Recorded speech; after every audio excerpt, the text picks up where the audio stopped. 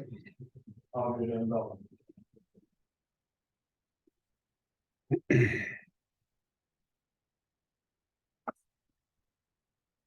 hope everybody's doing well. And starting with the game against Wake Forest, great win for the guys and proud of the team. It's definitely a team win, and a lot of things that we emphasized in this game came to life. It's fun to watch during the game and after. We talked about, going in there, bringing our own energy, starting fast and setting the tone from the beginning. And our guys did that, starting with the 3-and-out on defense, a sack by Savion, a partially blocked punt on that first punt by Anthony Smith. And then, explosive play offensively with KC, and then a touchdown to Julian Gray from Brennan, and then a 3-play drive. Loved the aggressive play calling in all 3 phases. You saw that with Tony blitzing. You saw that with Coach Goebel going after a punt. You saw that with Coach and I with the reverse to open the game. And so just really like the way that the coaches put this plan together. The players executed it. In general, we were +2 in turnover margin, which on the road is a great recipe. We were efficient offensively. We held the ball for 41 minutes at time of possession, 15 or 12 minutes in the third quarter, even though we didn't score, kept Wake's offense on the sideline and allowed our defense to rest. Ran the ball for over 5 yards a carry. I thought we were really physical. Had 29 pancakes, which was a high for us this season. And I thought we protected the quarterback well. Brennan, pretty much was on his feet with the exception of the runs that were designed in the game. And guys played hard up front. We denied points on defense. We were very dominant, giving up only 7 yards rushing, and pressured and harassed their quarterback. I thought our 2 corners, Shy Battle and Aiden White, played collectively the best game I've seen them play at the same time. I thought they both really played well. Didn't allow number 80 to catch the football, and he's a really good player for Wake. And so I was really impressed, the way they played competitive coverage. They contested throws. They broke up passes without pass interference. There was great poise and no panic, and really good football game by those 2 guys. I thought defensively we tackled well. Only had 3 missed tackles in the entire game, and just fun watching them, and they were having fun playing. And so proud of the guys for the progress in the last 3 weeks. On offense, I think we continue to grow. Chemistry of our offensive line, those 5 guys played the entire game together, and we can build on that. Always areas we need to get better, but I'm seeing more and more things that I like. I thought we caught the ball well, had some good yards after the catch. Julian had a really nice touchdown catch. Thought Keon Lassane did some good things catching the ball and running after the catch. And KC continues to be an explosive guy in the run game and the pass game. I thought the running backs, Delbert Mims just had some tough yards in there and took care of the football and grinded some tough yards for us. Kendrick, other than the fumble, which I know he'll learn from, that was kind of a weird play. The guy said there was a whistle. You actually see the official standing over like he's going to pick up the ball, and then they recover it. So it's kind of a weird play. But either way, we got to hand the ball to the official. But I thought Kendrick played hard. KC had an explosive run. Brennan obviously was an impact player in our run game. It was great to get Trent Penix back out there 2nd week in a row, and he helped us in the run game. Thought he played really well.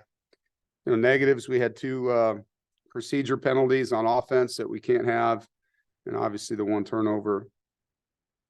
Third quarter, I thought we, got a little conservative with the lead that we had, and, just like to stay on the field a little bit more there, get some points with some of the drives we were putting together, just didn't finish. But defensively, 3 takeaways. Obviously, Sean Brown's pick, great play. Jaylen Scott's 2-point conversion for the defense, and then the recovered fumble by Shy that was forced by Robert Kennedy. and we had 5 straight 3-and-outs to open the game. Only gave up 6 points and held Wake to their lowest output on offense, I think, in 10 years, is what I was told. Savion, I thought, played extremely good up front for us, really physical, strained. He's playing fast. And so good performance. Great job coaching by those guys on defense. On special teams, some good, some bad. Obviously Braden had 2 misses. One was a long one. And I like how he responded, though. Hit that third one right down the middle. Mentally tough guy. It was good to get that make. Caden Noonkester, 41-yard net, and thought we did a good job pressuring Wake's punter throughout the game and created some field position. Now on to Virginia Tech, and excited to go play in Blacksburg. Great environment for college football, one of the best, and their fans and their game day atmosphere is always really impressive. And they're a team on the rise. They've won 3 of their last 4 games. Brent's done a good job with his team. They're playing hard, and you can tell they're gaining confidence each week. Played really well against Boston College on Saturday. It's a talented roster. They've done a good job adding players to it through the portal, and they've got some explosive guys. And quarterbacks made a huge difference for them. On offense, they're running the ball well. You can tell that they're leaning in on their run game and their play actions. The tailback, who's a transfer from right here in North Carolina, actually, number 33, is a really good player. Quick feet, tough, breaks tackles. Quarterback, transfer from Baylor, is an athlete, big kid, 240 pounds almost, and can run. Their receivers have made a lot of plays, and 83 and 9 are both guys that stand out. And the tight end, number 8, really good athlete. They do a lot. It's a big adjustment game. Over half their plays on offense involve a motion or a shift. And so, make you use your rules, and defensively, we got to have really good eye discipline, communicate at a high level. So they test your back end, with what they do. And obviously, when you play a team that does all these things and can run their quarterback, your defense has to do a great job with the rules, and they got to tackle well, get off blocks, +1 runs with the quarterback. On defense, their front is impressive. They got a good defensive line. They always have. Their boundary defensive end, number 52, is a Florida transfer, leads the NCAA, or is tied in the NCAA with sacks, with 9 sacks, and makes a lot of plays for them. Their inside guys are good football players, and 2 of them have been there a long time. Mario Kendricks, we recruited heavily here, number 22, and Pollard, number 3, and he was one of Charlie Wiles's guys. They're both really good players. Payne is a kid that we recruited hard out of junior college, went to Nebraska, now transferred there. He's a good football player, really twitchy, tough. And I love their safety, number 5. I think he's a really physical guy and makes a lot of plays, has great range in the back end. And both their corners are making plays. They're the number 1 pass defense right now in the league. And so it's going to be a great game. I'm excited, to get to go play against a team that's playing well in a great environment. And I know they always have, tremendous special teams there as well. Going back to Coach Beamer, it's something that they take a great amount of pride in. And it's no different now. You can see it, that they play hard and they work hard at it. So good challenge, and looking forward to continuing the journey on the road. Another senior day for another program. So we know we're going to get their best. Questions?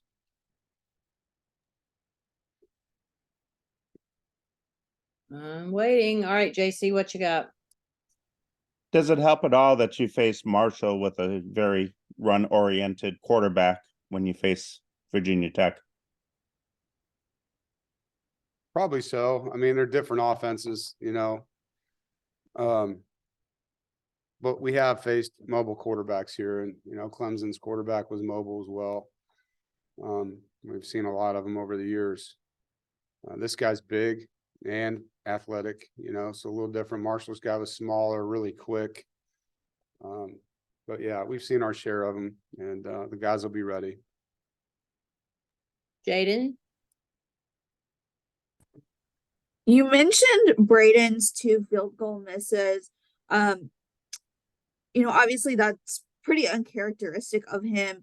Was there anything specific that y'all can kind of attribute to that, or was it just an off day? Yeah, I think it's just an off day. I mean, the first one was a 54-yarder into the wind. That would have been a tough make regardless. And the second one, he just didn't get it right. It's just one of those deals. But like I said, he bounced back and he's a vet. It'll motivate him. Yeah, it'll motivate him. So better to have misses in a game like that than one where you need him to win the game. So, probably good timing for that. James? Dave, it seems like Jaylen Scott's taken another step here, maybe the last 3 or 4 games for you. Just your thoughts on his play here recently.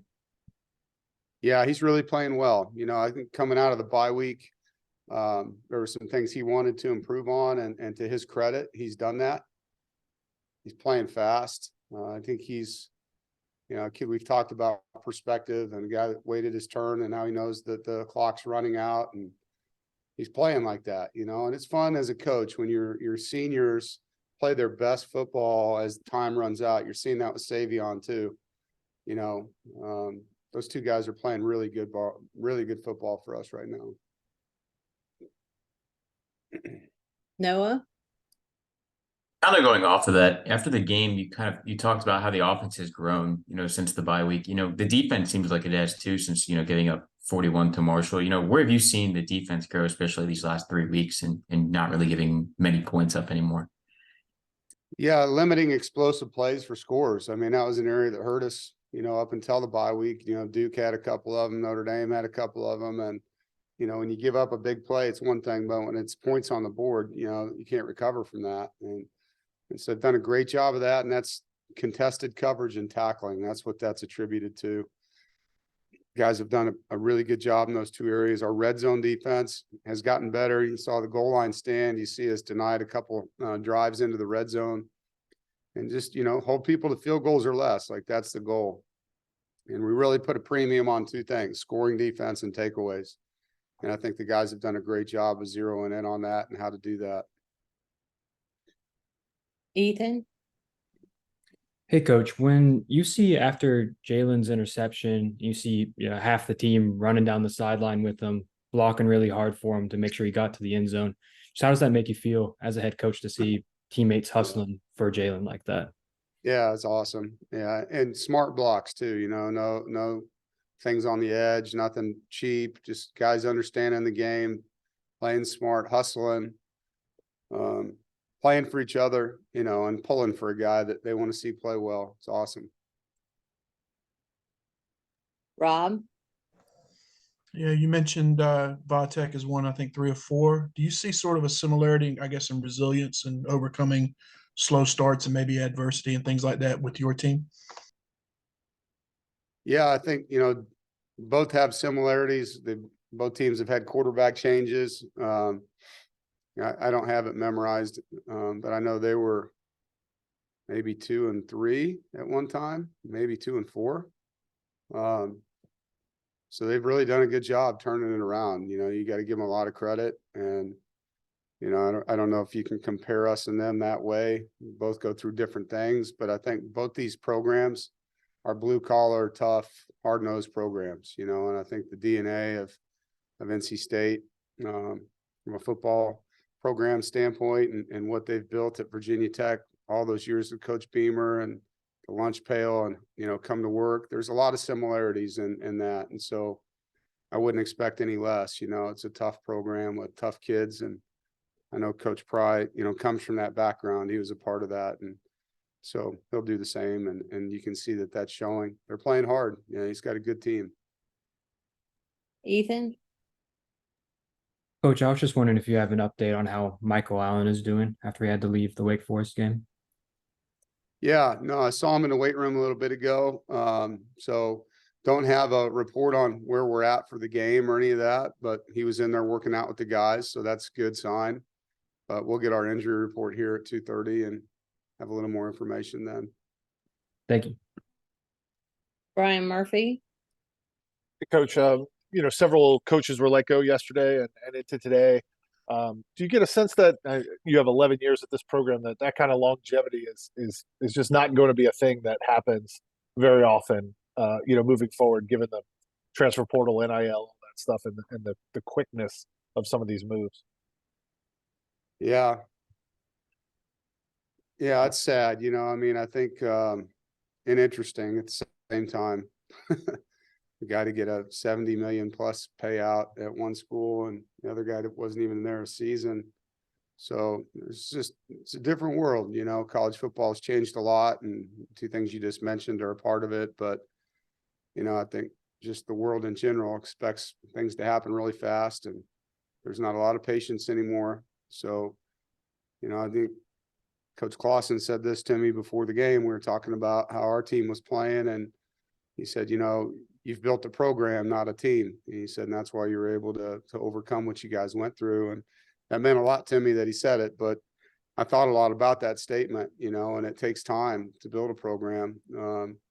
It's not something you can just do overnight, you know, because you're going to join a new place wherever you go if you're a new coach and everybody there is not going to understand what you want to build right away. It takes time and you got to be able to dig in and have an AD and a chancellor or a president that's willing to dig in with you.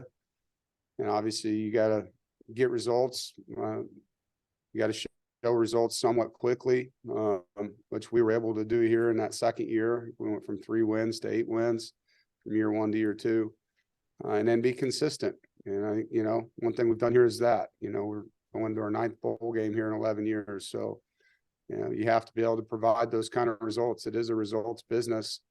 And I think, you know, that as a coach, when you go somewhere, you've got to do your job, you got to do it fast and do it well. But you need to have alignment, you know, in leadership that wants it done the same way that you want to do it. Ethan? Coach, I believe this is consecutive weeks with 0 wide receiver drops for you guys. Just what can you attribute that improvement to? Knock on wood, yeah. Sorry. Knock on wood. Guys are doing a great job framing the football, you know, watching the ball touch their fingertips, tucking it away. Quarterbacks throwing catchable balls to guys, and they're not all easy. You know, Dakari had a heck of a catch, jumping up and elevating and twisting, and that was a great play. You can see his eyes go up and watch the ball into his hands. A lot of drops happen when guys take their eyes off their hands to start the running process or brace themselves for contact. And so we really work hard on that, you know, framing the catch and getting that ball in our hands before we do anything else. And so I think, again, it's back to the basics. We really made a big deal about that coming out of the bye week, and the guys have bought into that. JC? Do you sometimes sense that the offense maybe calms down, or I don't know what the right word is, but gets a little extra vibe when KC pops a run like he did at the beginning of the game?